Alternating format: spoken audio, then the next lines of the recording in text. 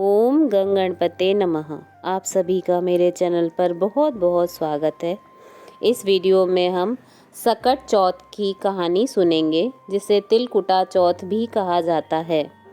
एक साहूकार और एक साहूकारनी थे।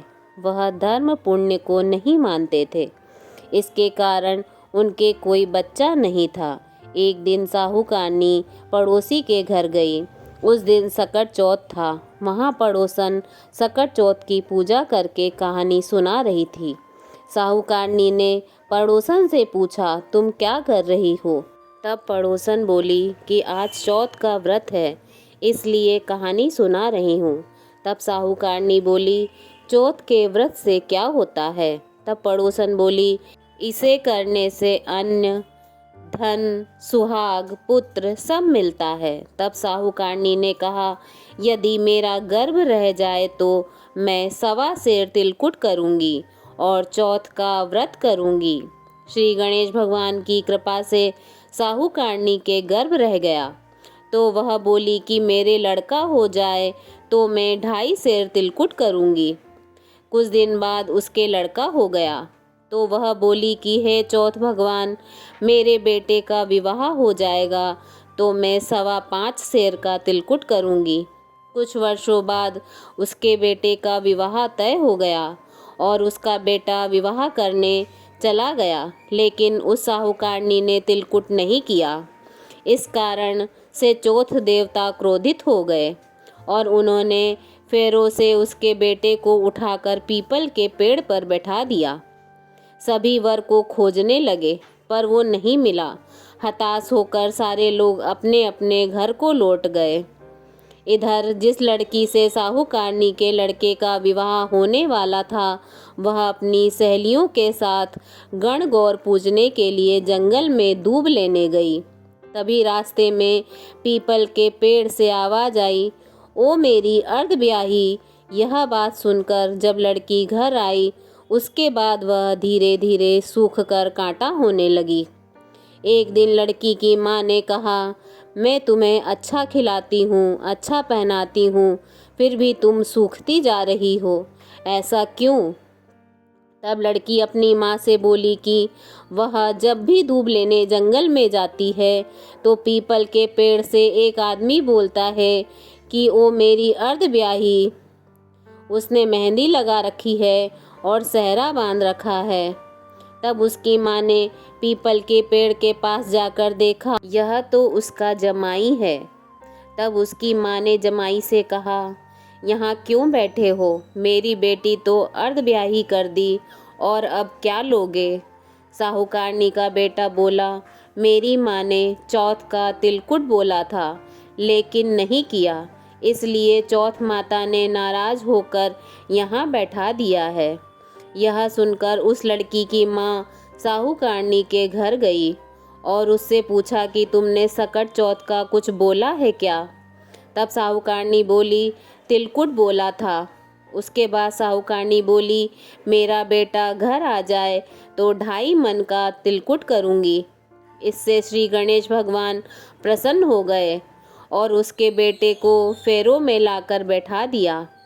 बेटे का विवाह धूमधाम से हो गया।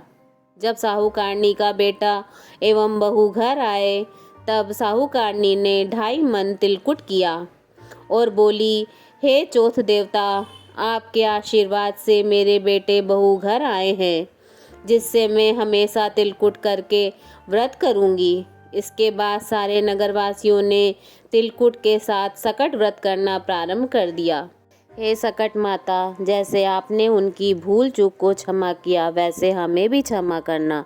आपकी कथा कहने, सुनने और हुंकारा भरने वाले सबका भला करना, सब पर अपना आशीर्वाद बनाए रखना। जय हो सकट चौथ माता की। सकट चौथ की दूसरी कहानी।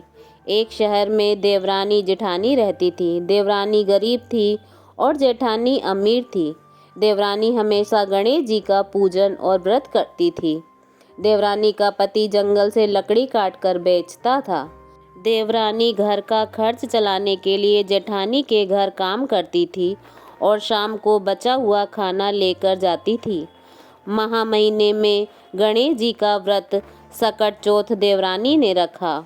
उसके पास पैसे नहीं थे, इसलिए उसने तिल व गुड़ लाकर तिलकुटा बनाया।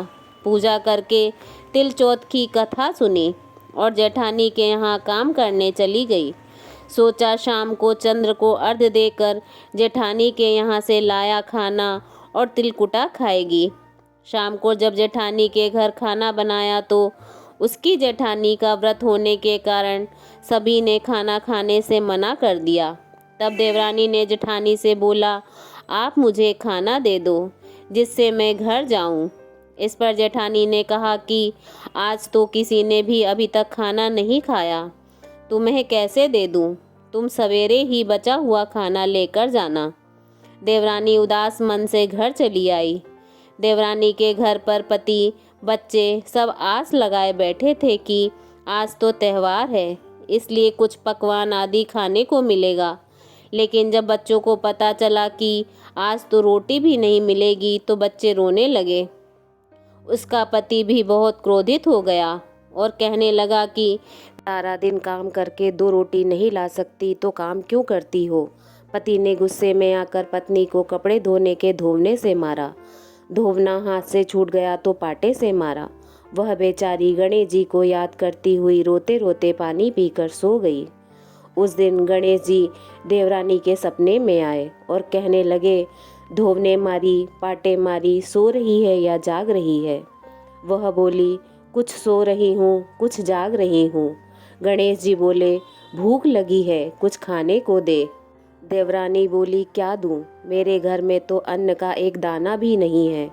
जेठानी बचा कुचा खाना देती थी, आज वह भी नहीं मिला।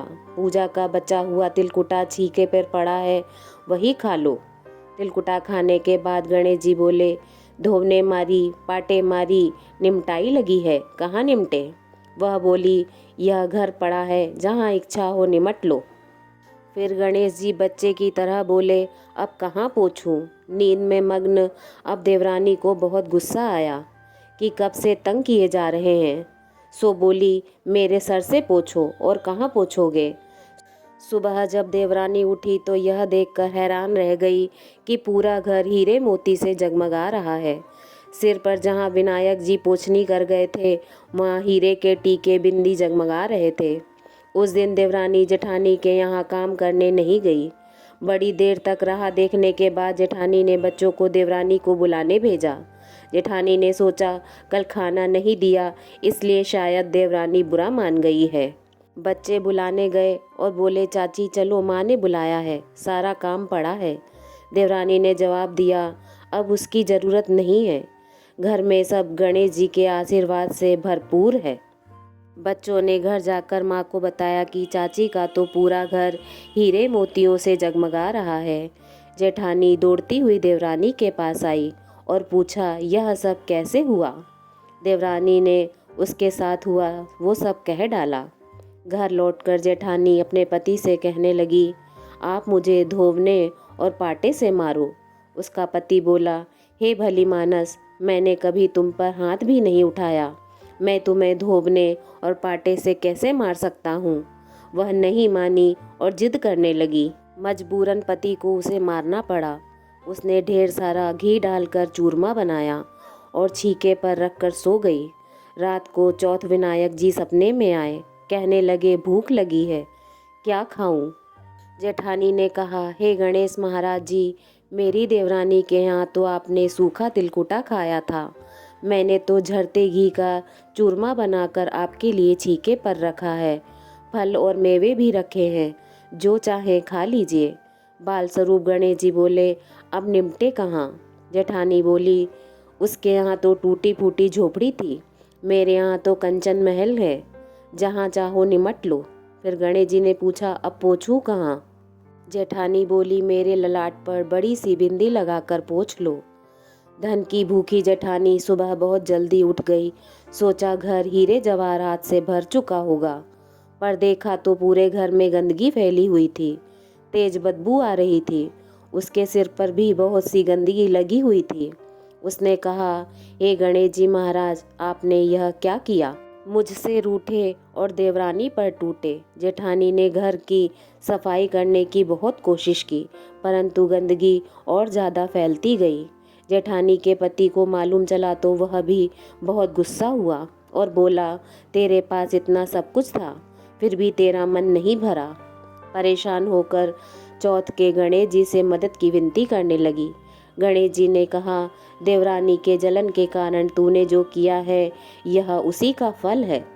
अब तू अपने धन में से आधा धन उसे दे देगी तभी यह सब साफ होगा।